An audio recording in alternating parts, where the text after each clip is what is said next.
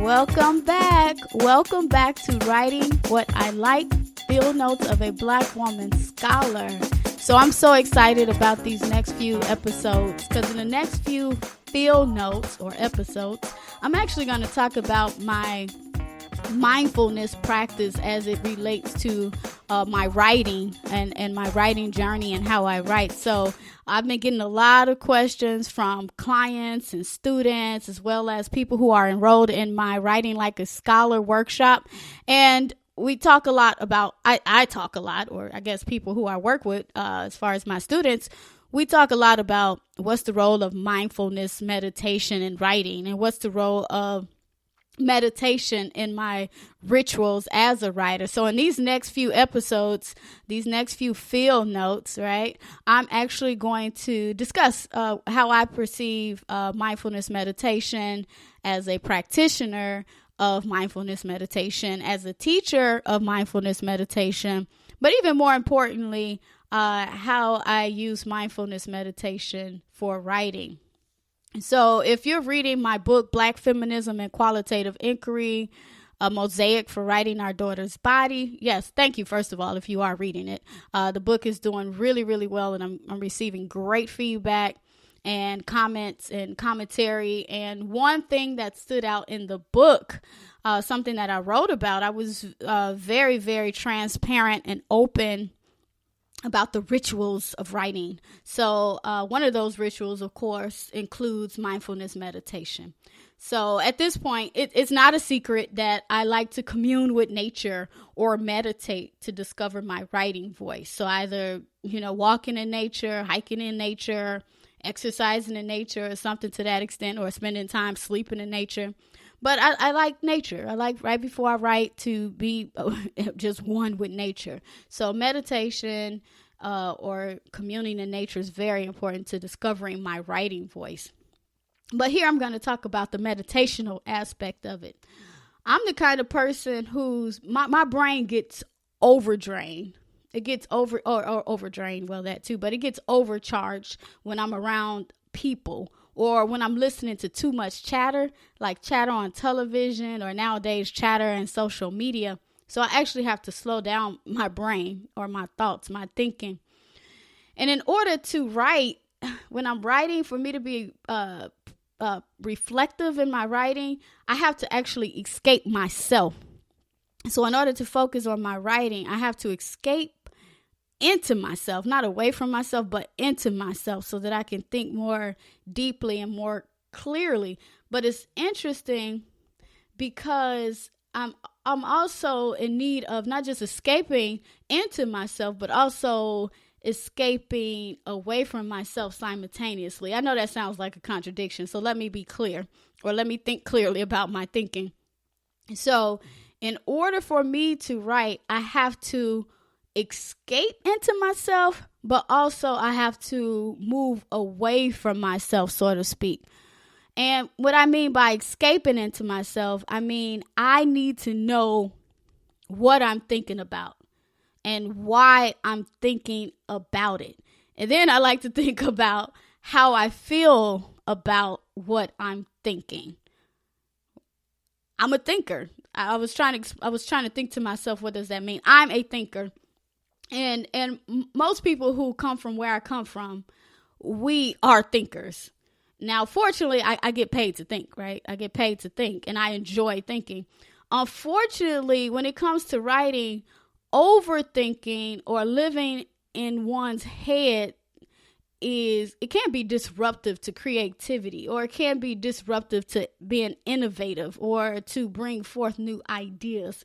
So for me, I have to actually I escape into myself. So I'm escaping away from the social world, and I am conscientiously trying to go inside of myself, right? To go inside of myself, if that makes sense. Now, but also to just as a part of my writing practice or my writing rituals, I have to get away from myself.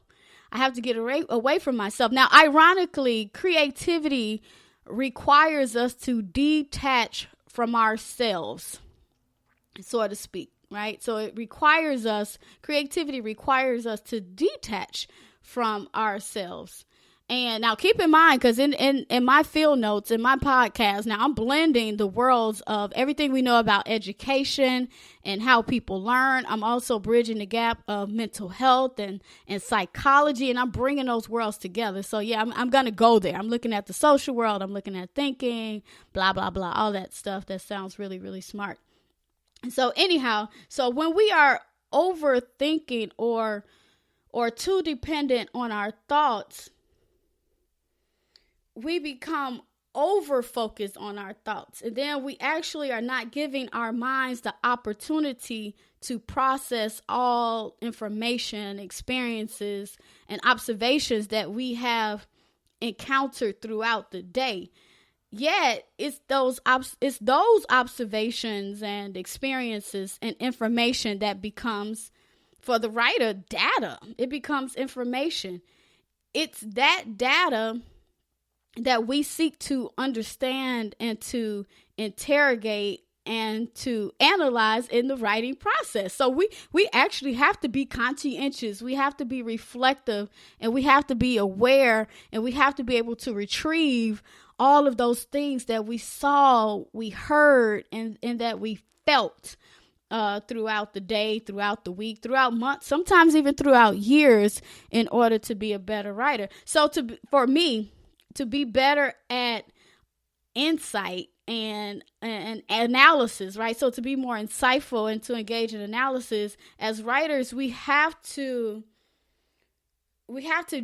quiet the mind in order to steady the data, so to speak, right? So we have to steady the mind in order to focus on the data. So how one way of doing this is to imagine your mind as a fishbowl. Imagine your mind as a fishbowl. And in that fishbowl, you have all kinds of sensory stimuli, right? So imagine your mind as a fishbowl. And inside of that fishbowl, you have a lot of sensory stimuli, including other fish, algae, food particles or food flakes and all that good stuff, gravel, pebbles, plants, right? All these little, things that we see inside of a fishbowl, and all kinds of like leftover debris. So imagine your mind. Your mind is that fishbowl, and everything that you can see in the fishbowl, imagine that in your mind. You can see that in your mind, all of that stuff. Now imagine that all of that stuff in the fishbowl, imagine it's coming to a standstill. So, right, we imagine this fishbowl, then we see all this stuff floating around or even standing still. It's bright and it's colorful, but I want you to bring all that stuff to a standstill. So make the food flakes and the debris stand still. And picture that. That's your mind, right? So freeze your mind for a moment. That's what meditation is like.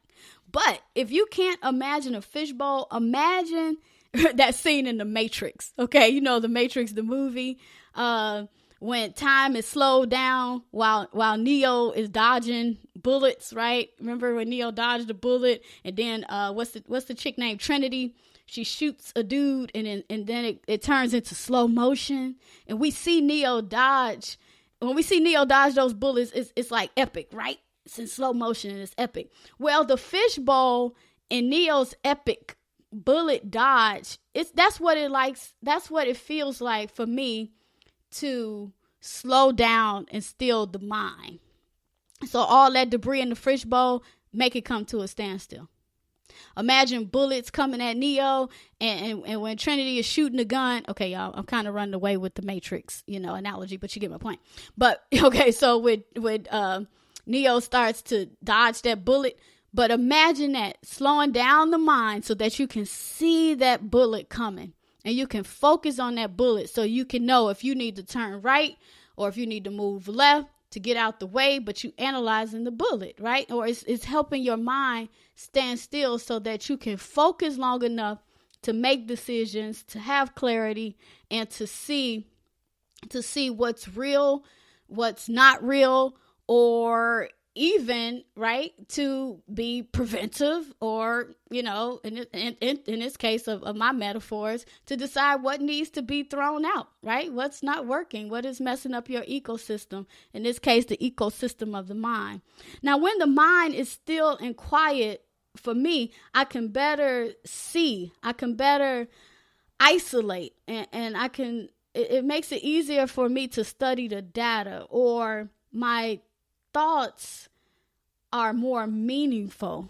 So I can actually see my thoughts when I slow them down, or when I make them become still. So I can see my thoughts and I can compare. Imagine this. So this is what meditation is like for me, being mindful. I could compare what is chaos in my fishbowl, in my mind, or I can decide what is debris.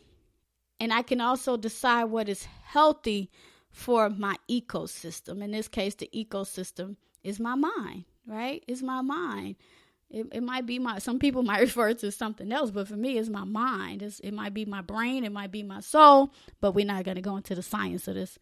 But nonetheless, that's what mindfulness meditation is like for me. It's slowing down the scene. It's making things come to a standstill so I can decide what is chaos, what is debris, and what is worthwhile to my overall mental ecosystem. So usually now, this is the part where people ask me, so how do you still the mind? How does one still the mind so that they can see the data, right? Because as writers, especially as intellectual scholars, we're interested in data. And by data, I mean, behaviors, experiences, activities, whatever data means to you. Or another question I would probably ask for this episode, or how do I quiet the mind so that I can hear the story that my mind is trying to reveal to me? Okay, I'm going to ask that question one more time, because remember, my Fieldnote, or this podcast is really just a journal for me, right? It's for my thinking. And if anybody wants to join in the conversation, please do, right? I want you to join into the conversation. I want you to learn from it. But at the end of the day, these Fieldnotes are for me to be a reflective intellectual activist. So a question that I want to raise, I want to go back. How do I use mindfulness meditation in my writing practice? Well, I've trained to observe my thoughts and feelings without judgment. I've actually trained myself to still my mind, right? Or slow down my mind, not simply for focus, but so that I can see the chaos and the debris, or what's good in my ecosystem, and without judgment. So I can't even call it good. It's just, it is. It's a part of that ecosystem of my mind. And I relinquish judgment. And I believe, as a writer, that meditation allows me the mental capacity or the emotional insight to better understand the thoughts that pop into my head. Now, as an intellectual activist who uses writing and teaching as my medium for interpreting the social world or even text, self-awareness is essential. Self-awareness is essential in being able to understand and to articulate my interpretations of social events, social relationships, or even social policy, right? So as a policy researcher and professor, I need to be able to interpret social events, social relationships, or even various forms of policy. Put it this way, I quiet my mind to filter out BS, or, I don't even know how to explain this, but I to filter out the BS. Okay, so I say, I don't need this, I don't need that, I'll come back to that later, or you know what, let me just focus on this for now. So I quiet the mind to learn not to automatically react to other people's BS either, right? So sometimes, how when you're sitting in meetings, or you're sitting with your friends, or you're in company with other people, and sometimes I can actually be in the middle of a mindfulness moment because I don't want to judge their thoughts, or I don't want to judge their behaviors, and I just listen. So it's like slowing down the bullets in the matrix, right? So I'm not judging. I just need to see the bullets and decide how I'm going to move. Or actually, even more importantly, I should state, with mindfulness meditation, you're not even deciding how to move. You're just in the moment. The bullet is just slowing down. You're just slowing down your fishbowl. You're watching and you're observing from a place of stillness. So for me, to quiet the mind is to be more self-aware and to know thyself. So that's the result. When I am being real, or so even when I'm like, so if I'm being mindful when I'm speaking, right? So for me, that means not only not judging, but that means too, I'm aware of everything that comes out of my mouth is coming from a place of realness, because that actually means I'm not bullshitting. If I'm being mindful, I'm not trying to engage in any form of conversational trickery, right? Because that's what happens with the ego. The ego gets in the way. We all really, at some point, we just start talking to persuade people to think the way that we think, or we're actually trying to give someone else a positive impression. So for me, mindfulness also means not BSing. It's just being very thoughtful and mindful of the words that are coming out of my mouth. Okay, so without judgment. And that's hard. Trust me, that's hard. So anyhow, I know that this Fieldnote is getting a little long, and it's really hard. Mindfulness is one of those things that is really hard to explain because it's a practice that actually becomes more fine-tuned with time. And mindfulness meditation is very personal to the individual. So I'm just giving you some type of insight into how I think about mindfulness meditation as a writer. It just means stilling the fishbowl or slowing down the thoughts. Okay, so quick tips for quieting the mind. Okay, so mindfulness meditation for me is also about quieting the mind. Let's see. So to become a more active and intuitive writer, one, I suggest right before a writing activity, or as much as often, commune with nature. So go for a walk in a forest preserve, or go for a walk like what I used to call a nature walk. You know, when I walked with my kids. Excuse me. So go for a walk in nature, maybe by the lake or a river or in the forest. You can even walk around your neighborhood, you know, for those people who live in cities, you know. Go walk in a quiet neighborhood and just, you know, look at other people's lawns. I like that too. For me, that's stimulating, right? Watch the rabbits or something. Watch the squirrels, right? So just don't take anything for granted in nature. Or maybe even go for a walk in the park, you know, or visit the beach and just sit on a blanket or a towel and just be. And I would suggest take your writing journal. So while you're communing with nature, take your writing journal, your pretty little journals, and just sit and watch and listen, and then write after you've had some moments of stillness. Two, so let me go back. So one, right before writing activity, I usually commune with nature. That means going for a walk, or, you know, just being still. Sometimes it could be traveling. But two, wake up 15 minutes early. So before your usual wake up time, and meditate maybe 5 to 10 minutes, and practice until you can sit in meditation for approximately 30 minutes. If you can sit for 30 minutes, that's usually a good practice routine. But just starting out, maybe 5 to 10 minutes, and that's hard at first. Those 5 minutes, 2 minutes will feel like 5 minutes. But maybe just sit in meditation right before you write, early in the morning, waking up early. Also, meditate right before going to bed. So try to sit still and quiet the mind for 5 to 10 minutes every night right before bedtime. And what's interesting is you're going to find, once you start practicing meditation in the morning, you'll find that you're more calm throughout your day. And you're, interestingly enough, this is what I was going to say, interestingly enough, when you practice mindfulness meditation right before bed, you're going to find that you're actually going to enjoy a better quality sleep. So you're going to have deeper sleep patterns, basically. And that's what the science shows too. So people who meditate at night before bed, they actually sleep better and get better quality of sleep. So one question that I have for everyone, and you can visit me at Dr. V. Evans Winters on Twitter, or you can go to VenusEvansWinters.com and leave a comment about this podcast. You can also leave a comment, of course, in the comment box below this episode, this field note, right? So what is your writing routine? What are some writing rituals that you have? And how does it help you become a more reflective writer? And if you do meditate, tell us, how does meditation, mindfulness meditation, help you with your writing? And how might you improve your routine? So whatever your routine is, right? Some people say that they have to take 20 or 30 minute shower, or they have to take a long bath with candles, or they exercise first, which I also do. I exercise too before I write. But whatever your routine is, maybe you're sitting with the ancestors at the altar.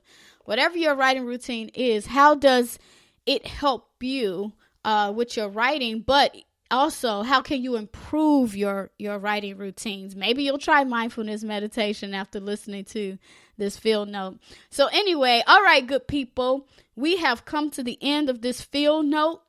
To learn more from me, or to learn more about my musings around writing, my approaches to teaching and practice, be sure to follow me on Twitter, again at Dr. V. Evans Winters, or on Facebook at Dr. Venus Evans Winters, or VenusEvansWinters.com. Please don't forget to subscribe to our podcast. And also now there is an app, so do download the app, Writing What I Like, Field Notes of a Black Woman Scholar. I look forward to talking again in the next episode, our next field note about mindfulness meditation and what it means to me. Thank you.